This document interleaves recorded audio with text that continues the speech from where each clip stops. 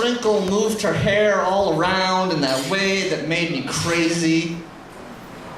It didn't help that we only ever saw each other in other people's bedrooms. It didn't help that she called me a different name every time she saw me. She looked so good sitting on wooden floors.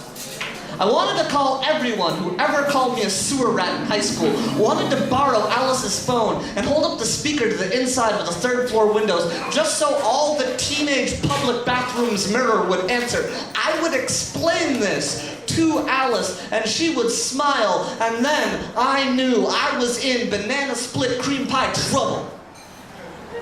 All the cephalopods were in love with her. She sounded like a bus leaving after it's gone. She had stories from every city I wanted to go to and a sister in Nicaragua. Her VHS eyes made me forget about our class difference. I talked about books she never read. I pretended to have seen the films that she loved. Science magazines wrote her letters.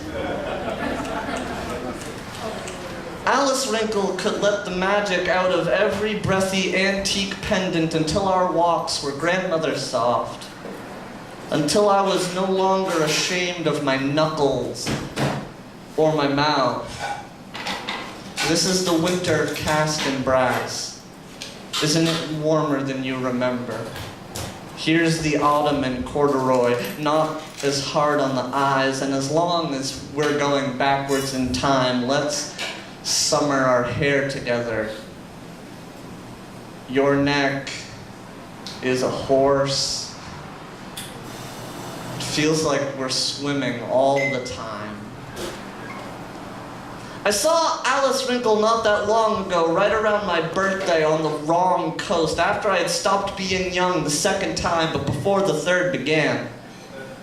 She had her arm around the waist of some boring or dead guy.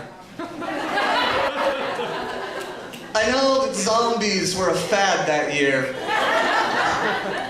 When she saw me, she waved excitedly and called me Steven. I wondered if she knew something I didn't.